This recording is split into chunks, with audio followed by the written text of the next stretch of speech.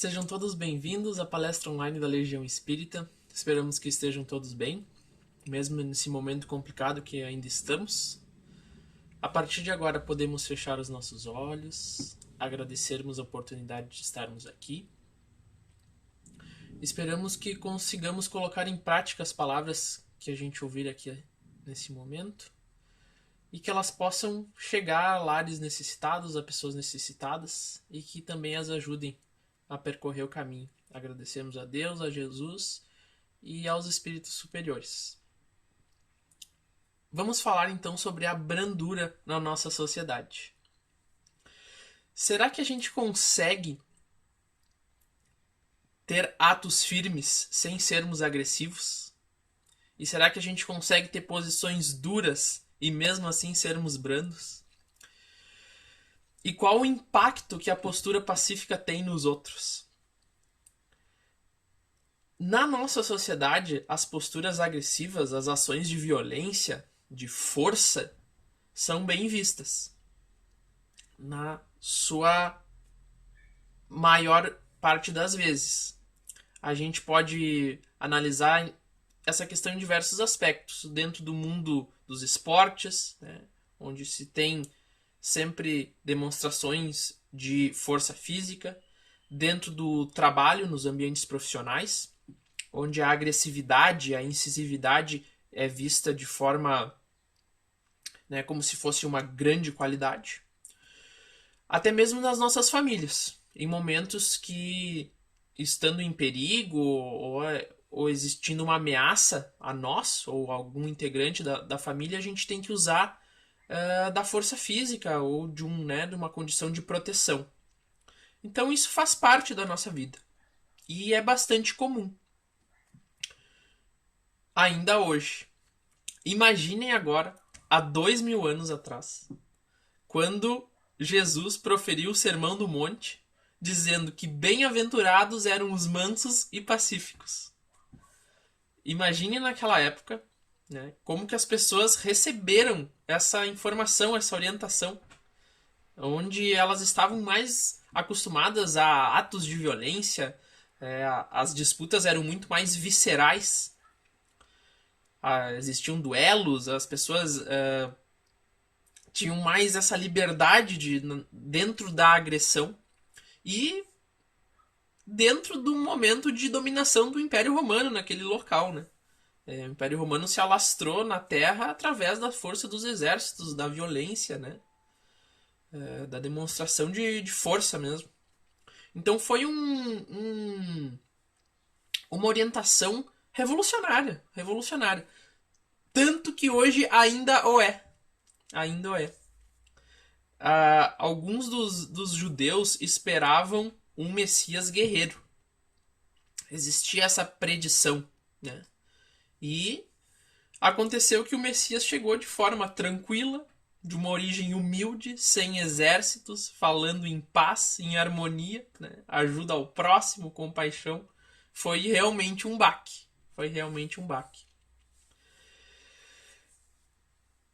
Como que a gente consegue compreender, então, por que a agressão é tão simples para nós? Kardec dizia que um dos grandes obstáculos para o nosso desenvolvimento espiritual é o instinto animal. Então, isso explica bastante coisa, né? A gente observa os animais, que são seres muito mais embrutecidos, né? Que a agressão está presente constantemente, né? Em disputa de território, atrás de comida, atrás das presas, do seu bando, né? Então a violência faz parte do mundo animal e a gente tem essa herança. Então por isso é muito simples para nós, é muito comum. E esse seria um dos grandes obstáculos, então, né, para o nosso desenvolvimento espiritual. Mas será que a brandura limita as nossas ações, né? Será que uma postura pacífica nos limita dentro da nossa sociedade, das nossas ações? A gente pode dizer que a maior força material não se compara à força do espírito, dos espíritos evoluídos. Jesus, mais uma vez, nos deu grandes exemplos disso. No momento onde foi trazida até ele por uma mãe, uma pessoa que sofria de distúrbios, na ocasião chamado de demônio, disse a ele que os discípulos não tinham conseguido curar o seu filho. E Jesus, com uma ordem simples, expulsou o demônio. E tendo Jesus ameaçado o demônio, este saiu do menino, que no mesmo instante ficou são. De forma simples, direta, porém com um poder. Um poder. A força do espírito. O poder da moral do espírito. Gigantesco, como era Jesus. Muito distante do que a gente conseguiria visualizar e comparar com a gente hoje. Mas mesmo assim, a força espiritual é potente. É potente. Então, as posições pacíficas não anulam as ações nobres. Não anulam. O nosso trabalho. Elas fazem as ações se tornarem muito mais profundas. E alinhadas com os nossos ideais de desenvolvimento espiritual. Então esse foi o ensino de Jesus. Isso está claro. Foi proferido então no Sermão do Monte como uma das bem-aventuranças. E sempre que eu falo disso eu penso, como que algumas religiões, mesmo assim, assumem posturas bélicas, A gente tem exemplos na história, N exemplos, não só na religião católica, mas em diversas outras, que usam mesmo dos ideais, das palavras tão claras e se jogam à guerra, e assumem posturas belicosas. Mas a gente tem que entender isso. A gente tem que entender. Os ideais são grandiosos, mas eles são acompanhados da ação humana. E o humano é falho. O humano é falho. Então a gente não pode condenar todo um processo devido às ações das pessoas. A gente está aqui num mundo de provas e expiações. A gente tem muito a melhorar. Então, não é o amor, não é as orientações, as instituições que são falhas. Muitas vezes são as próprias pessoas. Então, o caminho está descrito. A gente tem que ter posições brandas ao longo da vida. Brandas, porém assertivas. Os agressivos, as pessoas que usam de violência, acabam provando que são espíritos orgulhosos.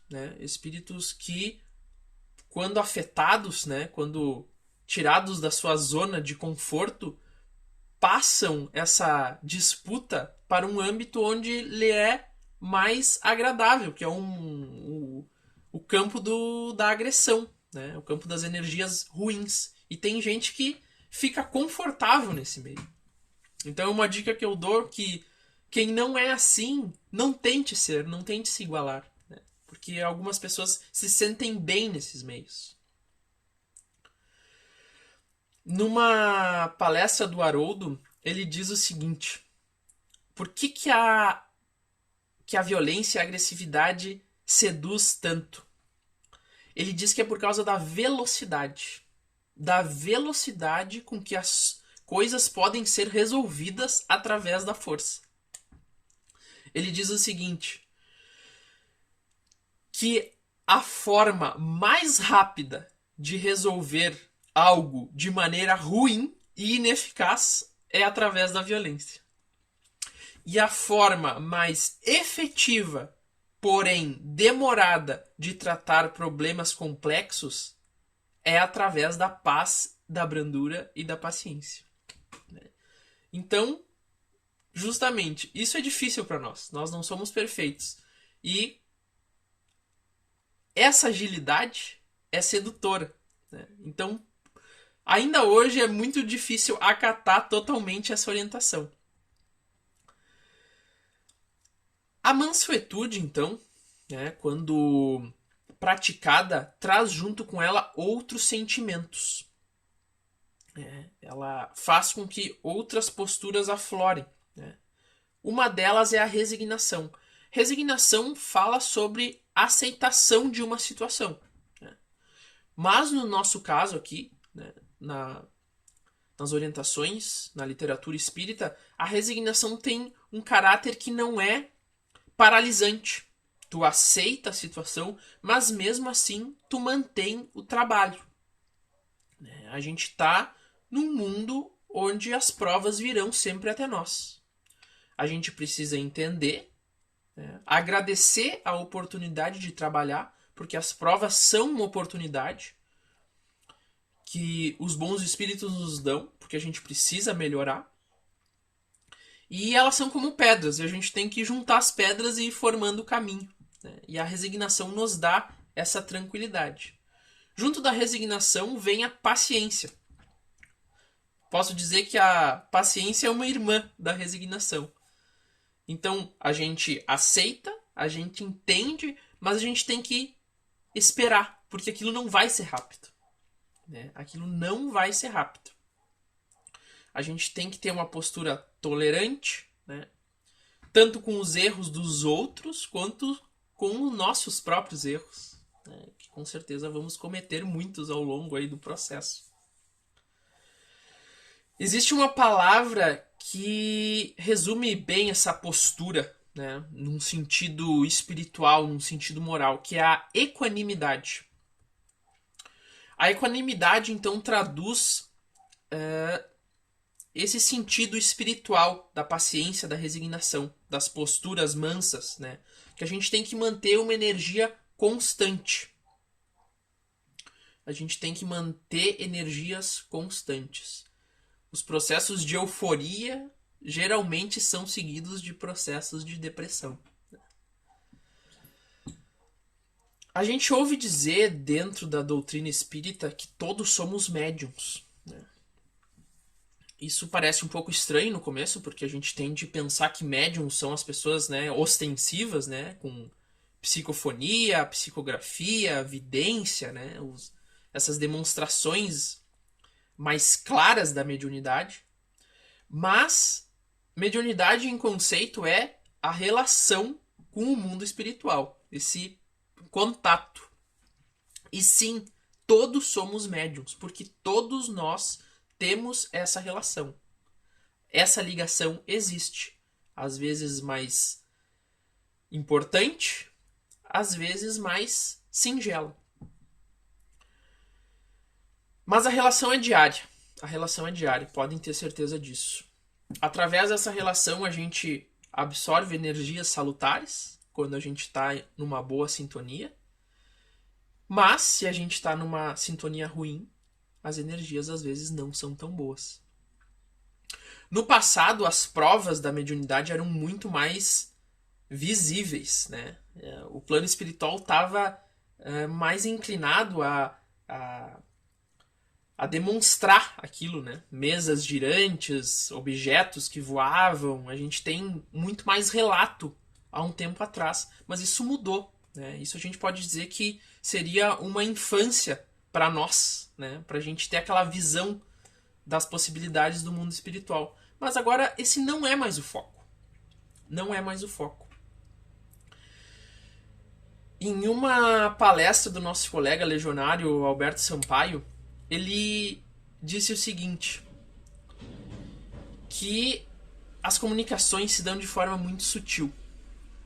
Então a gente tem que manter a nossa alma como um lago, como a superfície de um lago. Se a superfície está calma, qualquer pena, qualquer folha que toca a superfície, se consegue ver as marolas que acontecem. Se aquela superfície está turbulenta, não importa o que chegue, tu não vai conseguir distinguir. Então, a gente precisa estar com a nossa alma calma, tranquila, para conseguirmos observar as mensagens que chegam até nós. E elas sempre chegam. Tá? Cabe a nós escutarmos e interpretarmos. Bom, e o que dizia no restante da comunicação, no ensinamento que Jesus deu naquele momento? Bem-aventurados os mansos, porque herdarão a terra. Isso é muito interessante. Num trabalho da FEB, na FEB TV, eles comentam que essa foi a primeira vez que Jesus colocou uma recompensa material como gratificação em relação ao bem viver, né? Porque ele sempre deixou muito claro que o seu reino não era deste mundo. Ele falou isso várias vezes. Quando Pilatos perguntou se ele era rei, ele disse: o meu reino não é desse mundo. Tu és rei? E ele disse: tu o dizes. Tu o dizes. Então, essa foi a primeira vez que ele falou a respeito de uma recompensa material, que era a vida aqui na Terra, né? A nossa vida de encarnado. E por que os brandos, então, possuirão a Terra? A literatura espírita também nos traz uma resposta muito clara. A famosa transição planetária. O que é a transição planetária? A gente ainda está num mundo de provas e expiações. Né? A gente tem mais espíritos vinculados ao mal proceder, aos maus hábitos, do que aos bons. Né? A gente tem esses espíritos em maior número no planeta. Mas isso está mudando. E aos poucos, esses espíritos que não se regenerarem não serão mais permitidos, né, aqui na Terra. E nesse momento onde houverem mais espíritos bons, a Terra passará, então, por uma transformação. E será um mundo, então, de regeneração. Né? Então, teremos mais espíritos propensos ao bem. E isso está acontecendo. Né? A gente tem que, então, trabalhar para que isso aconteça de forma mais rápida. Nos transformarmos em espíritos que façam melhores ações, entendam melhor os desígnios de Deus, né? A gente nunca vai conseguir entender em totalidade, mas vislumbrar pelo menos, né? Entendermos as nossas limitações e trabalharmos para nos melhorarmos. Então, como que a gente faz no dia a dia? Né? Agora a gente já entendeu, a gente já sabe o que tem que fazer, mas a gente tem consciência que não é fácil, né? Como é que a gente se comporta em momentos de fraqueza, né, dentro da nossa família, do trabalho, no trânsito? A gente tem que ter essa noção que a gente está sempre influenciado pelo mundo espiritual, pelos espíritos. Eles estão vagando por aí e sempre em contato com a gente de alguma maneira. Então a gente tem que manter a nossa energia elevada, a nossa sintonia boa. Né? Dentro da doutrina espírita a gente tem uma profilaxia generosa aí de ações que a gente pode fazer. A oração, meditação espírita, né, uma leitura edificante, comparecimento às casas espíritas, né, comparecimento ao passe, né, dentro do meio espírita, prática do bem, a caridade, entre outros tantos. Fazendo isso, a gente se blinda e a gente vai se dar conta que manter posturas mais pacíficas, mais brandas, fazendo essas coisas é mais fácil. É mais fácil. Porque muitas vezes os nossos acessos de cólera, de raiva, a gente não tá sozinho. A gente não tá sozinho. Quanto mais a gente afina a nossa avaliação, a gente começa a se dar conta disso. Né? Então a profilaxia espiritual é importante para a gente conseguir manter, né, a equanimidade que a gente vem falando. E quando a gente não fizer isso, e quando a gente ceder, né, à cólera, né, aos processos de raiva, a gente tem que estar consciente do que acontece. O nosso corpo não está preparado para lidar com a cólera diariamente, comumente. A gente não, isso faz mal pra gente. Faz mal, a gente pode até não se dar conta no momento, mas, né, com o passar dos anos a gente vai se dando conta. Né? A gente sofre, né, do estresse, né, afeta nossos órgãos de maneira muito variada, principalmente nosso coração, questões de pressão arterial. Então a deterioração é visível. A gente precisa então manter uma vida com emoções moderadas. A gente já falou e repete. As felicidades eufóricas, né? Os momentos eufóricos, eles nos enganam, eles duram pouco. E são sempre seguidos de momentos de depressão. Então, os sentimentos constantes nos fazem melhor a médio e longo prazo. A gente pode fazer uma experiência e vocês vão rapidamente notar, né? E também não adianta da mesma forma a gente dizer que a gente é tranquilo, né? Só quando a gente não é afetado, né? A gente é tranquilo quando ninguém mexe com a gente. Aí também não vale. A gente precisa ver se realmente a gente está conseguindo se controlar, né? Ter boas respostas às situações que chegam até nós. Algumas pessoas dizem que são tranquilas, mas na verdade basta um toque de algum local para explodirem. Então isso funciona tipo um vício. Funciona tipo um vício. Primeiro passo, a gente tem que reconhecer que a gente tem um problema, né? A gente tem que observar os gatilhos num segundo momento. Manter as práticas, né, de cunho espiritual para nos proteger dessas ameaças e manter a nossa energia boa, para que a gente não ceda a esses impulsos coléricos, raivosos. E se a gente tiver muito problema, procurar uma ajuda, né? Uma ajuda profissional de um psicólogo, né? Aí cada um sabe o grau de situação que enfrenta. Nesse momento eu vou trazer uma história. Eu vi numa palestra de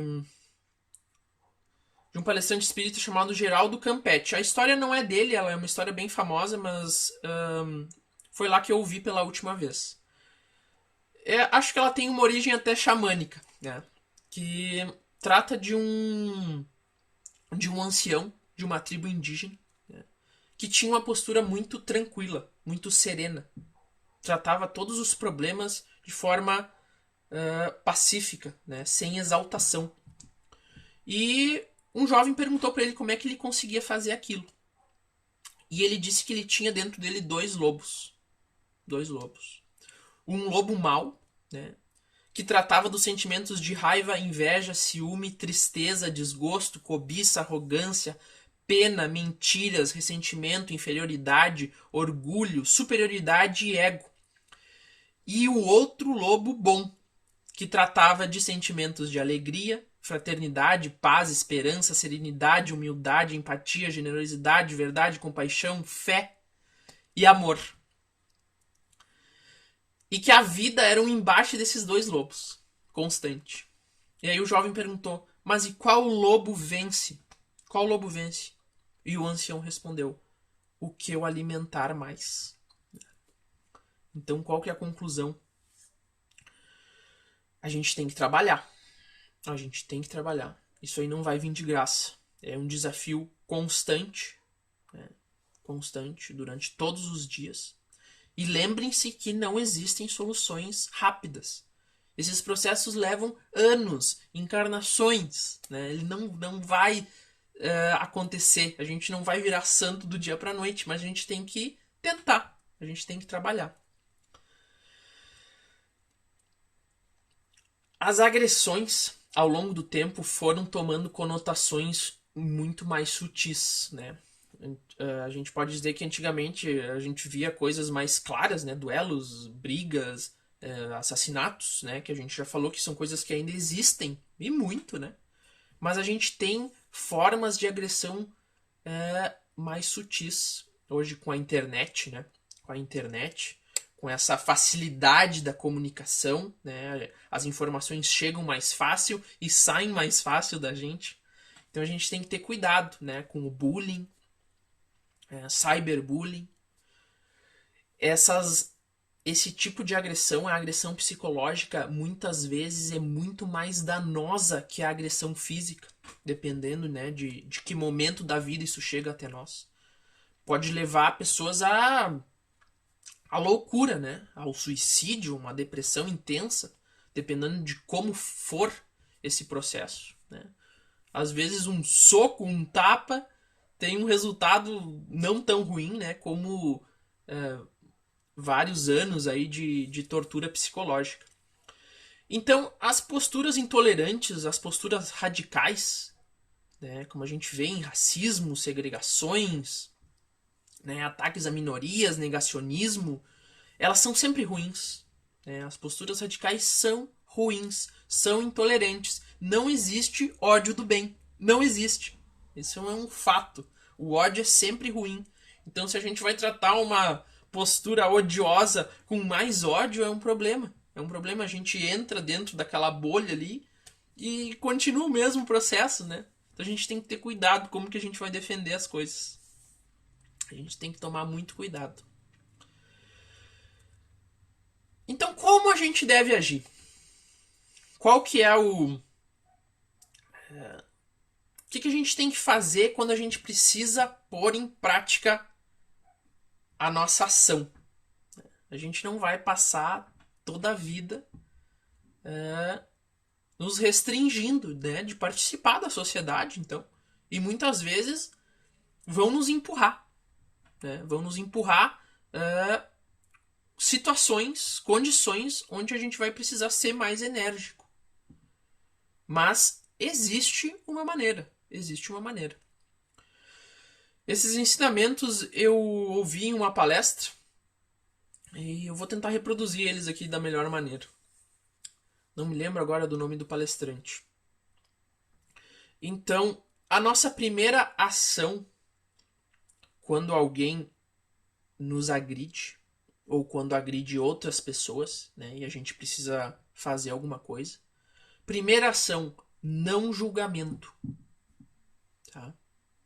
Não julgamento. A gente não pode pensar mal daquela pessoa, né, apenas porque ela está fazendo alguma atividade que a gente não gosta, que a gente julga agressiva, né, que pode até que seja, né, mas a gente não sabe o que levou ela a fazer aquilo. A gente não pode ser tão ávido, tão rápido no julgar. A gente precisa praticar empatia, a gente precisa se colocar no lugar da pessoa. Tá? Então, primeiro, não julgar. Não julgar. A gente já foge daquela relação de raiva direta. Segunda ação, a gente tem que ter calma. A gente tem que manter a calma. Tá? Manter a calma antes de nos colocarmos no processo. Existia um exemplo que esse palestrante comentou que era o seguinte: se a gente joga uma bomba em Hiroshima, calma, né? Calma, não jogue outra em Nagasaki, por favor, né? Respire. A gente tem diversas ações, né? De uma meditação rápida, um processo de respiração, uma oração breve, né? Então, no mundo corporativo, nunca responda um e-mail pesado em seguida que o lê. Né? Para quem vive essas experiências, vai saber bem do que eu falo.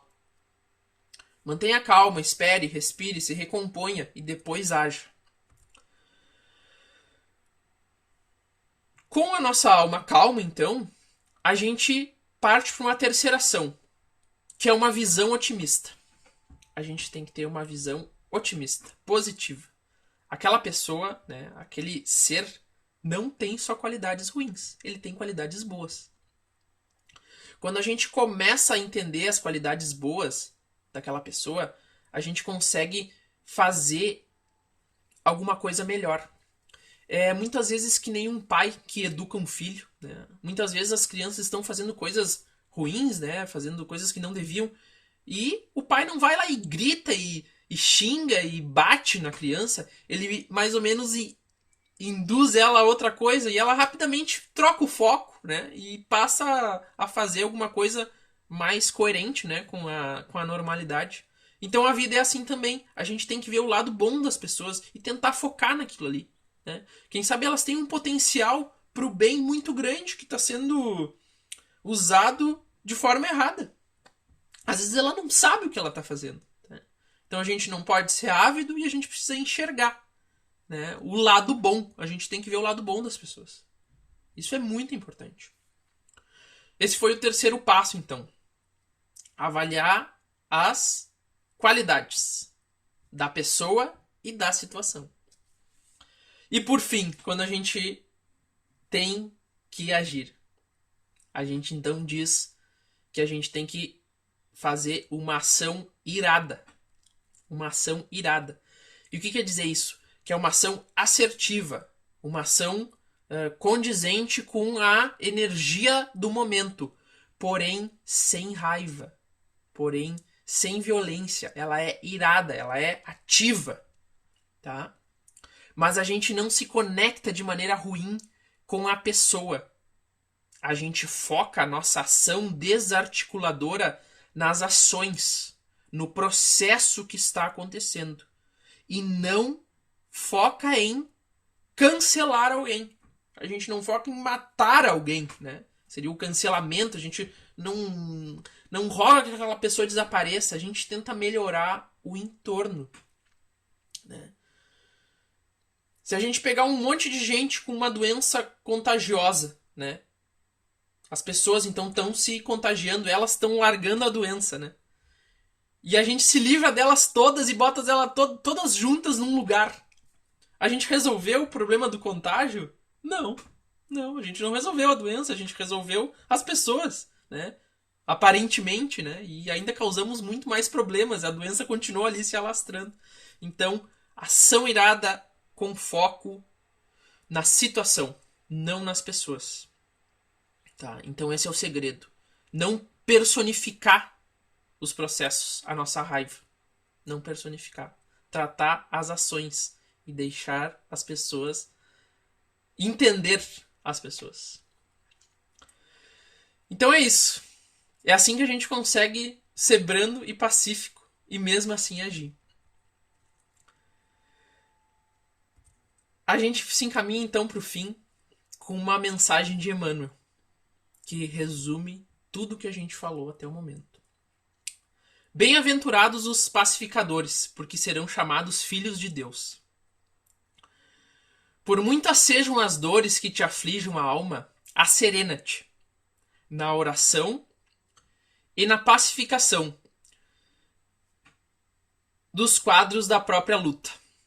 Se alguém te fere, pacifica desculpando. Se alguém te calunia, pacifica servindo. Se alguém te menospreza, pacifica entendendo. Se alguém te irrita, pacifica silenciando. O perdão e o trabalho, a compreensão e a humildade são as vozes inarticuladas da tua própria defesa. Golpes e golpes são feridas e mais feridas. Violência com violência somam loucura. Não ergas o braço para bater, nem abras o verbo para humilhar. Diante de toda perturbação, cala e espera, ajudando sempre. O tempo sazona o fruto verde, altera a feição do charco, amolece o rochedo e cobre o ramo fanado de novas flores. Censura é clima de fel, azedume é princípio de maldição. Onde estiveres, pacifica. Seja qual for a ofensa, pacifica. E perceberás, por fim, que a paz do mundo é dom de Deus, começando de ti. Então era isso. Agradecemos a oportunidade. Fazemos uma oração breve. Nos despedimos. E até a próxima.